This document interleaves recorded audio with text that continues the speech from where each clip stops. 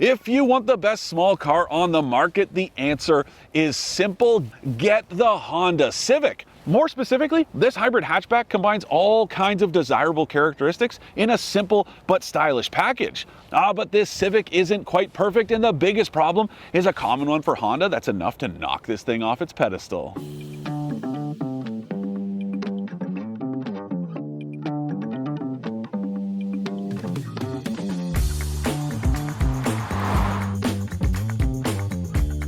For more expert car reviews, don't forget to share our channel and subscribe so you can catch some of this and maybe even a little of that.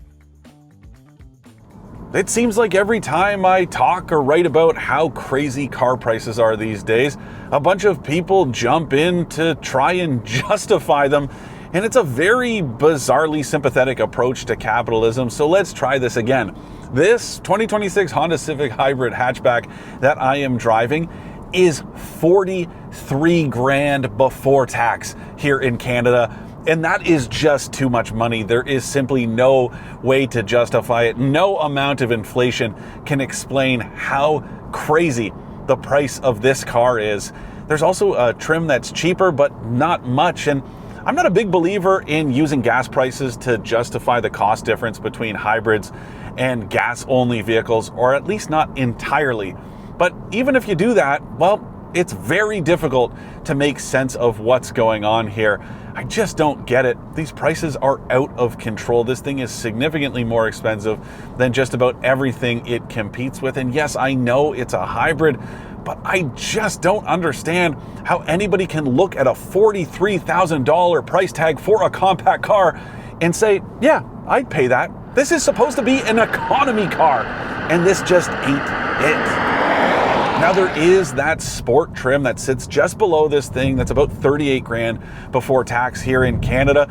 And for the sake of comparison, there are sedan versions of both of those. You're looking at about 36 grand for the sport and 40,000 bucks for the sport touring. So if you're looking to save just a little bit of money, you can go that route, but it's not going to be quite as practical because this thing is a hatchback.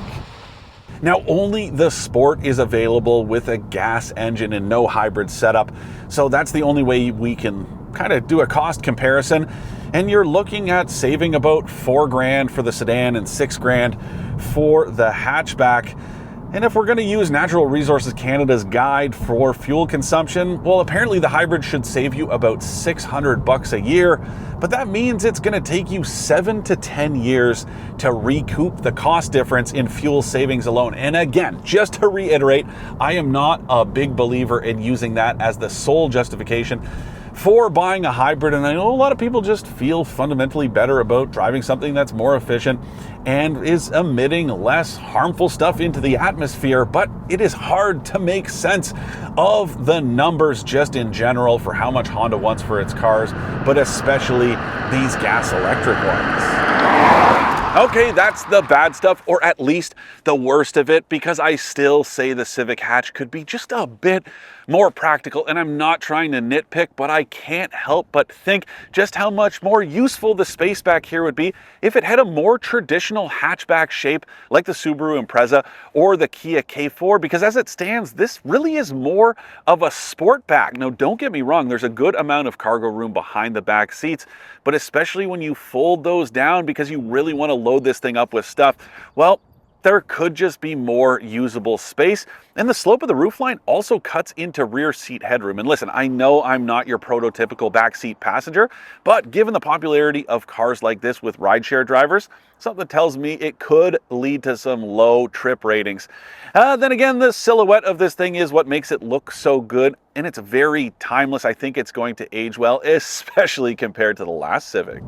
All right, it's time to talk about how the whole system operates, and this thing starts with the same 2-liter 4-cylinder that's in the gas-only version of the Civic, but it's been detuned just a little bit to make room for the output that comes with the electric half of the powertrain. And the whole setup works a lot like Toyota's hybrid, so there are technically 2 electric motors under the hood, one that drives the wheels and the other that works as a generator.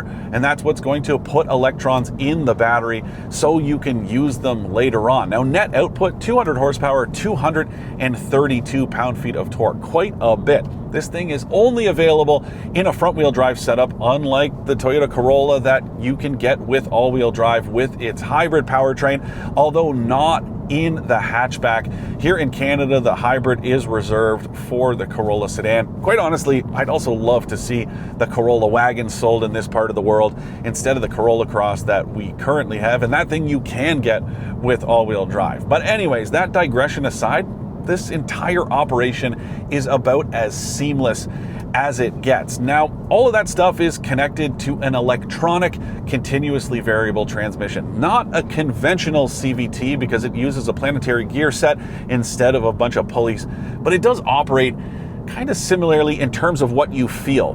There is that sense that this thing can kind of wind out endlessly because it's not a geared transmission, but it works very simply and effectively, and that's what matters most. Now, obviously, the revs from the engine are going to spike when you get your foot down and the gas half of the powertrain kicks in, but really what's most noticeable is how unnoticeable everything about this car is. It just switches back and forth between electric and gas operation about as quietly and smoothly as I have ever experienced. And it is a very easy car to get along with. It's also incredibly efficient. Now, officially, it's rated to burn 5 liters per 100 kilometers combined, which is great on its own. But I very effortlessly did quite a bit better.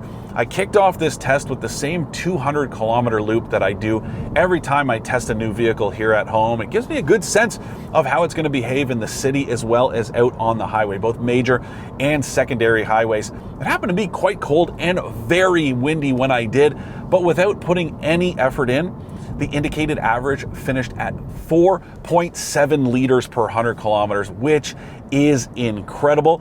And the only thing I did kind of differently is I put it in eco mode because of course I did. This is a hybrid and that is the name of the game. But I wasn't hypermiling. I wasn't doing anything crazy. I was driving exactly how I needed to when I needed to. I was passing slower traffic when I came upon it. I was cruising around town in a very kind of calm but confident manner. Same sort of thing applies when I needed to get around parked cars in the shoulder lane. I accelerated as I had to, but I wasn't driving like I was trying to save every drop of fuel I could. And that is probably the greatest part of this car, is just how easily it is to drive as efficiently as possible. Even looking past the powertrain, this thing is smooth, stable, and easy to operate. I really enjoy driving it. There's some definite character here, but I can't think of a smoother or more comfortable car in this class. It is just great behind the wheel. My lone disappointment is the way the regenerative braking works, because yes, it has regen braking just like every other hybrid out there. It's also got steering wheel paddles so you can adjust the strength of the system. But unlike the CR-V hybrid that I tested not too long ago, and you can find the video on the channel, well, there's no B mode. There's no way to drop this gear selector into a setting that allows you to preserve the settings that you engage with these paddle shifters on the steering wheel. Because if you pull the one on the left side, well, that's going to increase the regen, but it's only temporary. It lasts for a short period and then it goes away. Whereas in the CR-V, when you put it in B mode, it keeps whatever setting you choose. And I know some of you out there are going to say, Dan, it's not a big deal. And I'm going to tell you, you are wrong, because when I am in the city, I want to maximize my regen strength. And then when I'm, I don't know, out in the country like this, well, I can put it back in drive and it's not going to be quite as strong. That is very important in a car like this. So I hate to see Honda skip it in this thing when it included it in the CR-V. I know it might seem like a minor issue, but it is an issue in my books.